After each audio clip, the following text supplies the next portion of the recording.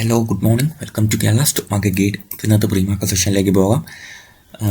നമുക്ക് ആദ്യം ഒന്ന് ഗ്ലോബൽ മാർക്കറ്റ് ഒന്ന് അനലൈസ് ചെയ്യാം, എന്താണ് നടക്കുന്നതെന്ന്. അതിനുശേഷം നമുക്ക് ചാർട്ടിലേക്ക് വരാം. ഡോ ജോൺസിൻ്റെ ഫ്യൂച്ചർ നിലവിൽ 19 പോയിൻറ്റ്സ് ഡൗൺ സൈഡ് ട്രേഡ് ചെയ്യുന്നു. S&P നാസ്ഡാക്കിൻ്റെ ക്ലോസിംഗ് പോസിറ്റീവിലായിരുന്നു. ഓക്കെ, യൂറോപ്യൻ മാർക്കറ്റ്സ് നമുക്ക് നോക്കുമ്പോൾ ഒരു ഫ്ലാറ്റ് ടു നെഗറ്റീവ് നമുക്ക് പറയാം. FTSE, CSE, DAX ഇത് മൂന്നും ഒരു ഫ്ലാറ്റ് ടു നെഗറ്റീവ് രീതിയിലാണ് ക്ലോസ് ചെയ്തിരിക്കുന്നത്. ആൻഡ് ഗിഫ്റ്റ് നിഫ്റ്റി നമുക്ക് നോക്കാം, 50 പോയിൻറ്റ്സ് അപ്സൈഡിൽ നിൽക്കുകയാണ്. സോ ഒരു പോസിറ്റീവ് ആയിട്ടുള്ള ഒരു ഓപ്പണിംഗ് നമുക്ക് പ്രതീക്ഷിക്കാം, അല്ലെങ്കിൽ ഫ്ലാറ്റ് ഓപ്പണിംഗ്. അപ്പോൾ നമുക്ക് ഈ ഏഷ്യൻ മാർക്കറ്റ്സ് നോക്കുമ്പോഴത്തേക്കും പൊതുവേ നെഗറ്റീവ് സെൻറ്റിമെൻറ്റ്സ് ആണ് നിലനിൽക്കുന്നത്. നിഫ്റ്റി 2182 പോയിൻറ്റ്സ്, അതായത് 3% ഡൗൺ സൈഡ് ട്രേഡ് നടക്കുകയാണ്.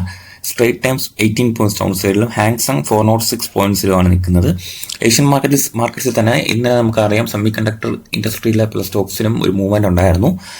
ഇന്ത്യൻ ഗവൺമെൻറ്റിൻ്റെ സെമി കണ്ടക്ടർ പോളിസിയുടെ ഭാഗമായിട്ട് വന്ന മൂവ്മെൻറ്റാണ്. ബട്ട് ഗ്ലോബലി നോക്കുമ്പോൾ പല സെമി കണ്ടക്ടർ സ്റ്റോക്കുകളിലും ചെറിയ സെൽ ഓഫ് നടക്കുന്നതായിട്ട് എനിക്ക് മനസ്സിലായിട്ടുണ്ട്. സോ നമുക്ക് നോക്കാം ഇന്ന് എന്ത് നടക്കുമെന്ന്. പിന്നെ തായ്വാൻ വെയിറ്റഡ് നമുക്ക് നോക്കുകയാണെങ്കിൽ 400 പോയിൻറ്റ്സ് ഡൗൺ സൈഡിൽ നിൽക്കുകയാണ്. And KOSPI also 486 points down സൈഡിൽ നിൽക്കുകയാണ്. ഓക്കെ, അപ്പം നമുക്ക് ഏഷ്യൻ മാർക്കറ്റ്സിൽ പൊതുവേ ഒരു സെല്ലിംഗ് പ്രഷർ നിലവിൽ ഉണ്ട് എന്നുള്ള കാര്യം നമ്മൾ മനസ്സിലാക്കുക. നിഫ്റ്റിയുടെ ചാർട്ടിലേക്ക് വരുവാണെങ്കിൽ നിഫ്റ്റി ഒരു വലിയ ഒരു ഇൻസൈഡ് ബാർ ക്യാൻഡലിൻ്റെ ഉള്ളിൽ ട്രേഡ് ചെയ്യുകയാണ്. നിങ്ങൾ നോക്കുകയാണെങ്കിൽ ഈ റെഡ് ക്യാൻഡിൽ കണ്ടിട്ടുണ്ടായിരിക്കും. ഡേ ചാർട്ടാണ്. റെഡ് ക്യാൻഡലിൻ്റെ ഉള്ളിൽ 1 2 3 4 5 5 ദിവസമായിട്ട് ട്രേഡ് ചെയ്യുകയാണ്. ഓക്കെ, അപ്പം നിഫ്റ്റി എൻ്റെ ഒരു കാഴ്ചപ്പാടിൽ ഈ ഒരു റെഡ് ക്യാൻഡലിൻ്റെ ഹൈയും ഈ രണ്ട് ലോയ്ക്കും താഴെ പോവുകയാണെങ്കിൽ അഗ്രസീവ് ആയിട്ടുള്ള മൂവ്മെൻറ്റ് ഉണ്ടാകും. ബട്ട് ഞാൻ നെഗറ്റീവ് സെൻറ്റിമെൻറ്റ്സ് ഇപ്പം നിലവിൽ നിർത്തുന്നില്ല. ഈ ഒരു ഏരിയ ഉണ്ടല്ലോ 23,780 എന്ന് പറഞ്ഞാൽ ഈ സോണ് മാർക്കറ്റ് ഹോൾഡ് ചെയ്താൽ മാത്രം മതി. ബട്ട് ഒരു ഇഷ്യൂ ഉള്ളതെന്ന് പറഞ്ഞാൽ സ്ട്രക്ചറലി അത് നോക്കുമ്പോൾ ഒരു നെഗറ്റീവ് സെൻറ്റിമെൻറ്റ്സ് എനിക്കുണ്ട്. ബട്ട് ഒരു മൈനർ ലെവൽ പ്രൈസ് ആക്ഷൻ പരിശോധിക്കുമ്പോഴത്തേക്കും ഈ ഒരു ഏരിയയിൽ നിന്ന് ബ്രേക്ക് ഔട്ടിനുള്ള പോസിബിലിറ്റി ഉണ്ട്. ഏതിനാണ് 24,320 റേഞ്ചിൽ നിന്നും ബ്രേക്ക് ഔട്ടിനുള്ള പോസിബിലിറ്റി ഉണ്ട്. മൈനർ ലെവൽ നമുക്കൊന്ന് പരിശോധിക്കാം. നിങ്ങൾ നോക്കുകയാണെങ്കിൽ തന്നെ 15 മിനിറ്റ് ചാർട്ടിലാണ് എനിക്കൊരു നെഗറ്റീവ് സെൻറ്റിമെൻറ്റ്സ് ഉള്ളത്. 50 മിനിറ്റ് ചാർട്ടിലാണെങ്കിൽ സ്ട്രക്ചറലി നിങ്ങൾ നോക്കുകയാണെങ്കിൽ മാർക്കറ്റ് പല തവണയായിട്ട് ഈ ഒരു സോണ് ടെസ്റ്റ് ചെയ്ത് ഇനിയും ഒരു കുറേ തവണ ഈ സോണിലേക്ക് വരുവാണെങ്കിൽ 23,800 എന്ന് പറഞ്ഞാൽ ഈ സോണ് ഒന്ന് വീക്ക് ആവാനുള്ള പോസിബിലിറ്റി ഉണ്ട്. സോ എനിക്ക് എൻ്റെ ഒരു കൺസെപ്റ്റിൽ ഇത് എത്രയും പെട്ടെന്ന് നമുക്കൊരു സ്ട്രക്ചർ ബ്രേക്ക് തന്ന് 24,530 എന്ന് പറഞ്ഞാൽ ഈ സോണ് ബ്രേക്ക് ചെയ്യണം. ഓക്കെ, 24,530 എനിക്ക് ഈ സോണ് ബ്രേക്ക് ചെയ്താൽ ഒരു മാർക്കറ്റ് സ്ട്രക്ചറലി ബുള്ളിഷായി എന്ന് പറയാം. ഓക്കെ, ഇപ്പം മൈനർ ലെവലിൽ നമ്മൾ പ്രൈസ് ആക്ഷൻ പരിശോധിക്കുകയാണെങ്കിൽ നമുക്ക് ഇത്രയും ലെവൽസ് കണ്ടാൽ മതി. ഈ ഒരു മൈനർ സോണിൻ്റെ ഉള്ളിൽ നിന്നാണ് മാർക്കറ്റ് കളിച്ചുകൊണ്ടിരിക്കുന്നത്. ഓക്കെ, ഏതെങ്കിലും ഈ ഒരു ഏരിയയിൽ നിന്നുള്ള ബ്രേക്ക് ഔട്ട് വലിയൊരു മൊമെൻറ്റത്തിന് പോസിബിലിറ്റി കൂട്ടും. അപ്പം ഒന്ന് മാർക്കറ്റ് ഈ ഒരു ഏരിയ ബ്രേക്ക് ഔട്ട് ചെയ്യട്ടെ, ഞാൻ ബാക്കി ലെവൽസ് ഞാൻ അപ്ഡേറ്റ് ചെയ്യുന്നതായിരിക്കും നമ്മുടെ ടെലിഗ്രാം ചാനലിൽ. ഓക്കെ, അപ്പോൾ ന്യൂസസ് നോക്കുകയാണെങ്കിൽ ഇന്നലെ ഒരുപാട് കമ്പനികളുടെ റിസൾട്ട് വന്നിട്ടുണ്ട്.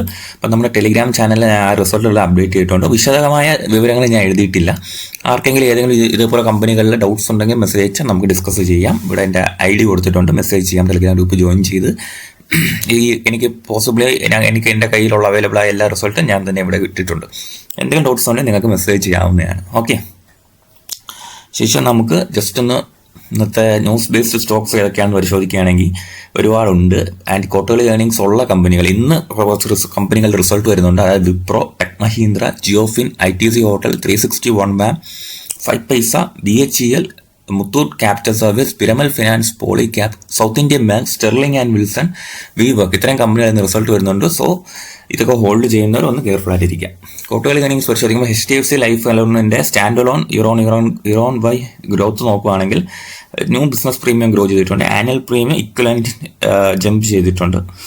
ഓക്കെ, പിന്നെ ICICI ലംബാണ്ടാണെങ്കിൽ കുറച്ച് ഫ്ലാറ്റ് ആണെന്ന് പറയാം. 747 കോടിയായിരുന്ന പ്രോഫിറ്റ് സ്ലൈറ്റ്ലി കുറഞ്ഞിട്ടുണ്ട് 403 കോടിയിലേക്ക്. നെറ്റ് പ്രീമിയം ജമ്പ് ചെയ്തിട്ടുണ്ട്, നെറ്റ് കമ്മീഷൻ സോർ ചെയ്തിട്ടുണ്ട്. അപ്പം നെറ്റ്വർക്ക് 80 മീഡിയ ഇൻവെസ്റ്റ്മെന്റ്സിന്റെ ഓപ്പറേറ്റിംഗ് റവന്യൂ കൂടിയിട്ടുണ്ടെന്നുള്ള ന്യൂസ് ഉണ്ട്. GTPL ഹാത്വേയുടെ ആണെങ്കിൽ റവന്യൂ ഗ്രോത്ത് ഉണ്ടായിട്ടുണ്ട്, പ്രോഫിറ്റ് പക്ഷേ കുറഞ്ഞു, 110 കോടിയിൽ നിന്ന് 2 കോടിയിലേക്ക് മാറി. HPD ഫിനാൻഷ്യൽ സർവീസ് ആണെങ്കിൽ പ്രോഫിറ്റ് സൂം ചെയ്തിട്ടുണ്ട്, നെറ്റ് ഇൻട്രസ്റ്റ് ഇൻകം കുറഞ്ഞിട്ടുണ്ട്. ഏഞ്ചൽ വൺ അറിയാം, എല്ലാവരുടെയും ഫേവറേറ്റ് ആണ്. ഇപ്പം പ്രോഫിറ്റ് കൂടിയിട്ടുണ്ട്, റവന്യൂ ഗ്രോത്തും കൂടിയിട്ടുണ്ട്. കാലാമന്ദിർ 56 പ്രോഫിറ്റ് ക്ലെയിം ചെയ്തു, റവന്യൂ ഫോളോ ചെയ്തു. ശേഷം വന്നത് രാത്രികളെ വന്നത് MRPL ആണ്. അത് പ്രോഫിറ്റ് കൂടിയിട്ടുണ്ടെന്നുള്ളൊരു ന്യൂസ് ഉണ്ട്.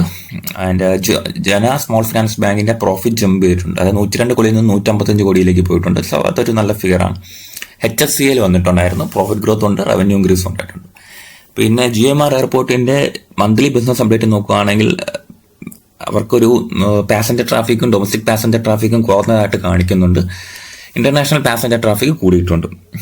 എയർക്രാഫ്റ്റ് മൂവ്മെന്റ് ഡിക്ലൈൻസ് 2.4% എന്നുള്ള ന്യൂസ് ഉണ്ട്. പിന്നെ SBIയുടെ ചീഫ് ഫിനാൻഷ്യൽ ഓഫീസർ ആയിട്ടുള്ള അപ്പോയിന്റ്മെന്റ് ആയിട്ട് സുനിൽ രാംഗോപാൽ അഗർവാൾ വന്നിട്ടുണ്ടെന്നുള്ള ന്യൂസ് ഉണ്ട്. അദാനി പവറിന് ഒരു 24 ഇയർ പവർ സപ്ലൈ അഗ്രിമെന്റ് വന്നിട്ടുണ്ട് മഹാരാഷ്ട്ര സ്റ്റേറ്റ് ഇലക്ട്രിസിറ്റി ഡിസ്ട്രിബ്യൂഷൻ കമ്പനിയുടെ ഭാഗമായിട്ട്. ഓക്കെ, ഇപ്പം റിസർവ് ബാങ്ക് HDFC ബാങ്കിന്റെ അപ്പോയിന്റ്മെന്റ് അക്സെപ്റ്റ് ചെയ്തിട്ടുണ്ട്. ആരെയാണ്? രാജീവ് കുമാർ ഞാൻ അപ്പോയിന്റ് ചെയ്തിരിക്കുന്നത്. 3 ഇയർ ടെന്യൂറിലേക്കാണ് അതിരിക്കുന്നത്, ജൂലൈ 15 മുതൽ. അപ്പോൾ ഇങ്ങനത്തെ ന്യൂസുകളൊക്കെ ഫ്ലോട്ടിംഗ് ആണ്. ഓക്കെ, അപ്പോൾ വേറെ നമുക്ക് പരിശോധിക്കേണ്ട സ്റ്റോക്സ് എന്നൊക്കെ പറയുകയാണെങ്കിൽ എനിക്കത് ലൈവ് മാർക്കറ്റിൽ അപ്ഡേറ്റ് ചെയ്യുന്നതാണ് താല്പര്യം. നമുക്ക് നോക്കുന്നത് കുറച്ചുകൂടെ ബെറ്റർ എന്ന് പറഞ്ഞാൽ ലൈവ് മാർക്കറ്റിൽ നോക്കുന്നതായിരിക്കും. പിന്നെ അല്ലെങ്കിൽ നമ്മൾ വെറുതെ കിടന്ന് മാർക്കറ്റ് മോശമാണോ എന്നൊന്നും അറിയാതെ നമ്മൾ നിൽക്കുന്ന കാര്യമായിരിക്കും. ഞാൻ എൻ്റെ ട്രേഡിങ്ങിൽ ഉള്ള ആക്റ്റീവായിട്ടുള്ളൊരു സ്റ്റോക്ക് എന്ന് പറയുന്നത് ചെന്നൈ പെട്രോളിയം ആണ് കേട്ടോ. ചെന്നൈ പെട്രോളിയം നമ്മൾ പബ്ലിക് ഗ്രൂപ്പിൽ ഇട്ടിട്ടില്ല, പേഴ്സണൽ ഗ്രൂപ്പിലാണ് ഞാൻ ഇട്ടിട്ടുണ്ടായിരുന്നത്. ചെന്നൈ പെട്രോളിയം അത്യാവശ്യം നല്ല രീതിയിൽ ബൈയിങ് പ്രഷർ തന്നു. ആൻഡ് ഈ ഒരു സമയത്ത് മാർക്കറ്റ് ഈ ഒരു ഏരിയയിൽ വന്നിട്ട് ഹോൾഡ് ചെയ്ത് നിൽക്കുകയാണ്. അപ്പോൾ ലോസിലാണ് ഞാൻ ഹോൾഡ് ചെയ്യുന്നത്.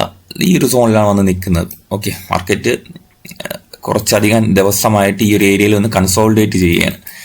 അപ്പോൾ നമുക്ക് നോക്കാം എന്ത് നടക്കുമെന്നുള്ള കാര്യം. അപ്പോൾ ബാക്കി കാര്യങ്ങളെല്ലാം നമുക്ക് ടെലിഗ്രാം ചാനലിൽ ഇന്ന് ഡിസ്കസ് ചെയ്യാം. ഓക്കെ, സോ എല്ലാവർക്കും നല്ല ട്രേഡിൻ്റെ ആശംസിക്കുന്നു. Good bye.